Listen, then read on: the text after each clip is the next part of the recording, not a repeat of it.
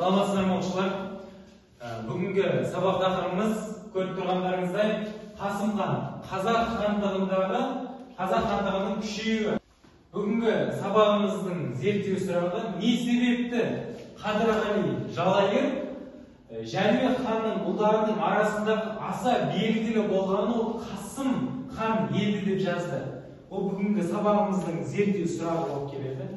Біздің сабақтағы оқу мақсатымыз қазақ хандарының мемлекетті өркендеуінің рөлін анықтау керекпіз. Және екіншісі, қазақ хандарының сыртқы саясатын анықтап, нәтижелерін таңдау болып келеді. Жалпы Қасым ханды естіген боларсыздар, кинодан, қазақ хандығының киносын көрген боларсыздар. Ол Қасым хан кімнің баласы? Жәнібек ханның баласы, қазақ хандығында Жәнібек хан. Қасым хан Жәнібек ұлы 1445-1518 жылдар аралығында қазақ хандығының негізгі қалаушыларының бірі. Әз Жәнібек ханның ортаншы баласы болып келеді. Ортаншы баласы. Тарихта Қасым ханның есімі қазақ хандығының күшеюі және нығаюымен тікелей байланысты дейді. Жазба деректерде Қасым хан 15 ғасырдың 70 жылдары, 90 жылдар аралығында қазақ хандығының сыр бойындағы қалалары мен өнерлері үшін жүргізген күрестері басшылық етеді дейді. Орыс деректері бойынша Қасым хан 1521 жылы өмірден өтті деп айтқан болады. Қасым ханның кезінде қазақтардың әскер саны 200 мыңға жеткен, ал халық саны 1 миллионға нығайып, территориясы кеңейді деп айтылады қазақ хандығында. Олай болса, балалар, тақтадағы бейне ролигімізге бәріміз көңіл берейік. 1511 жылға аралығында бастады. Бұрындық хандықты 30 жылдан астам уақыт басқарғанмен, хандық билікті өмірінің соңына дейін ұстады. Қасым сұлтанның қолында болып, хандықтың ең беделді екі адамның арасында. Қасым хандыққа отырғаннан кейін бұрындық Самарқандқа кетуге мәжбүр болып, сонда қайтыс болады. Қасым хан 1511 жылы Дешті Қыпшақты толық өз билігіне алды. Осы уақыттан хандық билік жойылғанға дейін қазақ даласындағы билік Жәнібек ұрпақтарының қолында болды. Қасым хан Әз Жәнібектің ортаншы ұлы. Ол шамамен 1445 жылы дүниеге келіп, 1521 жылы Сарайшық қаласында дүние салды. Сүйегі сол қалада жерленген. Қасым басқарған 7 жылда қазақ хандығының атты әскері 300 мыңға, халқы 1 миллионға жеткен. Қасым хандықтың кеңеюі мен нығаюы үшін бар күшін салды. Ханның басты мақсаты елінің бейбіт өмір сүруі болды.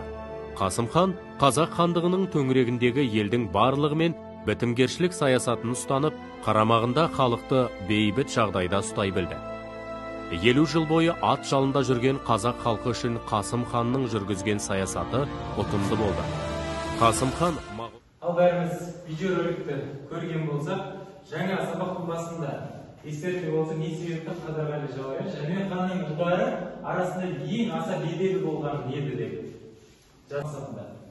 Оның мақсаттары 16 ғасырда қазақ хандығының дәуірі кезеңі болғаны, қазақтар дербес тәуелсіз мемлекет ретінде Еуропа мен Орталық Азияға белгілі болды дейді.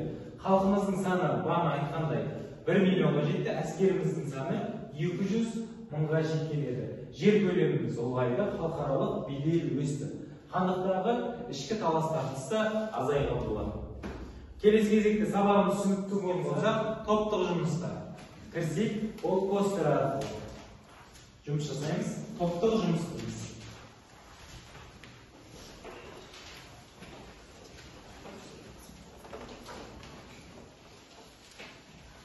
Төрт топтың топ басшысы бір-бірден келіп, сұрақтарды бір-бірден алып келейік. Осы сұрақтар бойынша жауап береміз.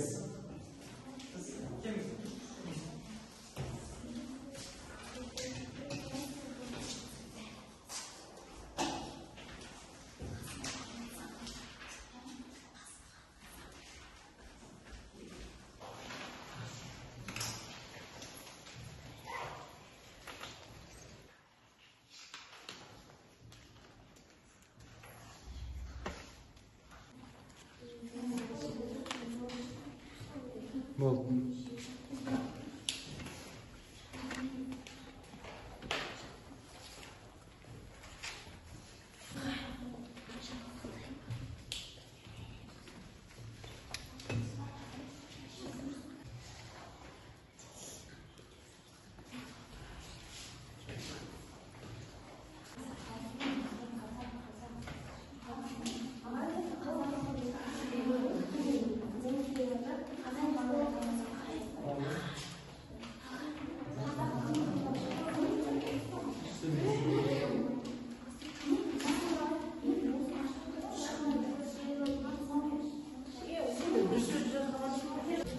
Ал қай болып кетті?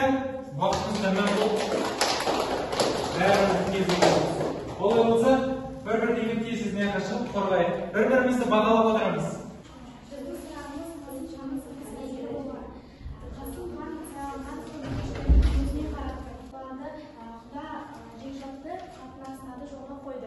Жау әскерінің барлық қару-жарағы Қасымның қолына түсті. Жарайсыңдар. Өз сұрақтарын жақсы түсінген секілдісіңдер, иә? Олай отырамыз. Екінші топ, Олжан. Білек заңы, тұрмыс заңы, елшілік заңы, Кімге отырамыз? Бізге Қасым ханның заңы деген несі? Заңдар жинағы болатын, иә? Қасым ханның өзінің қасқа жоғы ма? Заңдар жинағы? Жарайсыңдар. Отырамыз. Әбілқайыр билігінің күшеюі, Ұрыс ханның ұрпақтары таққа келуі. Қазақ мемлекетінің керемет жәнібек олардың жеңіліске ұшыратты. Қасым хан көрші елдермен бейбіт дипломатиялық қарым-қатынастарды орнықтыруға күш салды.